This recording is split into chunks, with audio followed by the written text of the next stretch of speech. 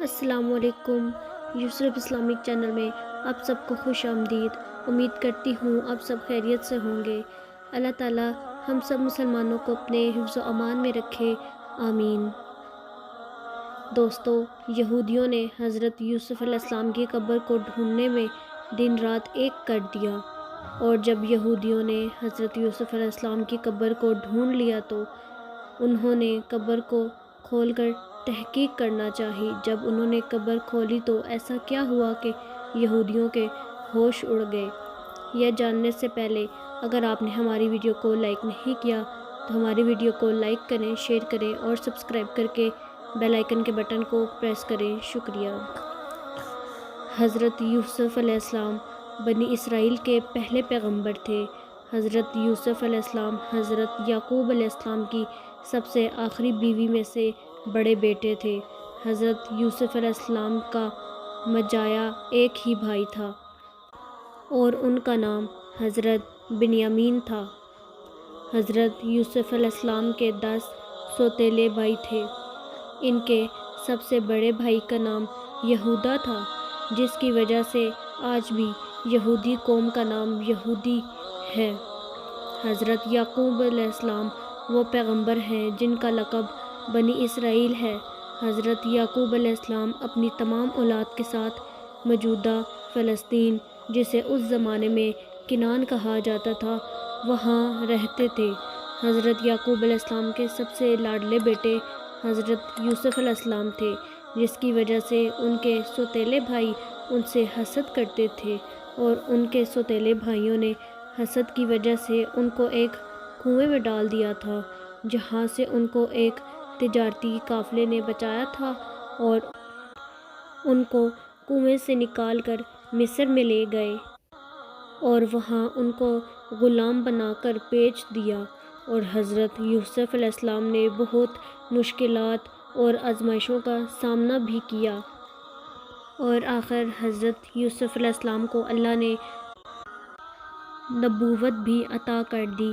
اس کے بعد حضرت یوسف علیہ السلام نے بھی اپنے بھائیوں کو اپنے پاس بلا لیا۔ حضرت یوسف علیہ السلام کی جب وفات ہوئی تو تب وہ مصر میں ہی رہتے تھے۔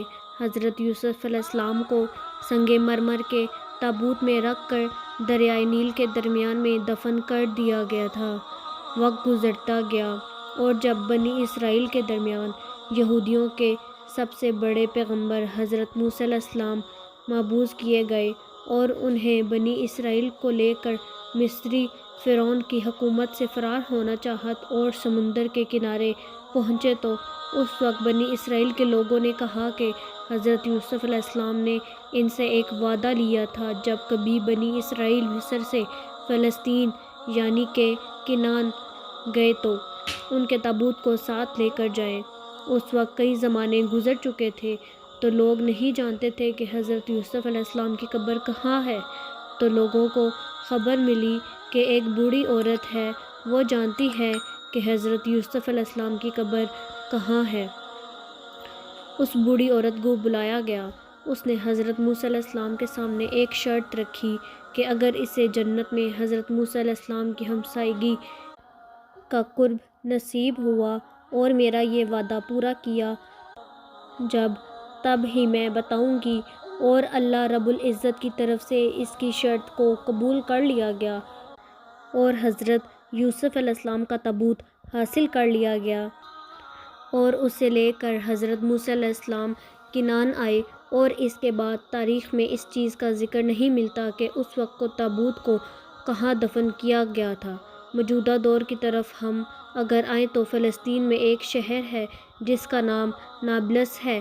نابلس پر قبضہ کے لیے یہودیوں اور فلسطینیوں کے درمیان 50 سال تک جنگ جاری رہی اور یہودیوں نے آخر یہ جنگ جیت لی۔ نابلس فتح کرنے کی ایک وجہ یہ بھی تھی کیونکہ نابلس میں یہ ایک مزار ہے، جو کہ یہودیوں کا کہنا ہے کہ یہ مزار حضرت یوسف علیہ السلام کا ہے، جبکہ مسلمانوں کا کہنا ہے کہ یہ مزار کسی بزرگ کا ہے جس کا نام یوسف تھا۔ یہودیوں نے اس بات کی تسلی کرنے کے لیے جب تابوت کو کھولا تو یہودیوں کے ہوش اڑ گئے۔ یہودی دیکھ کر حیران رہ گئے۔ یہودیوں نے قبر کھودنے کے دوران دیکھا کہ ایک بہت خوفناک اور بہت بڑا سانپ نامعلوم جگہ سے نکل آتا ہے۔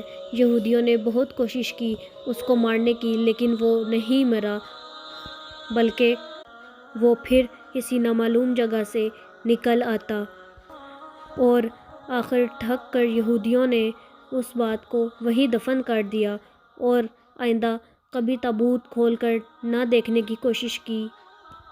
اور اس بات کو یہودیوں نے چھپانے کی بہت کوشش کی، کیونکہ وہ یہ جانتے تھے کہ اگر کسی کو پتہ چل گیا تو ہمارا بہت مذاق بنے گا۔ لیکن یہ بات زیادہ عرصے تک چھپی نہ رہی اور آخر سب کے سامنے آ ہی گئی۔ یہ تھی ہماری آج کی ویڈیو۔ امید کرتی ہوں آپ کو پسند آئی ہوگی۔ پسند آئی ہے تو لائک کریں، شیئر کریں اور کومنٹ کر کے ضرور بتائیے گا۔ ملتے ہیں آپ سے اگلی ویڈیو میں، تب تک کے لیے اللہ حافظ۔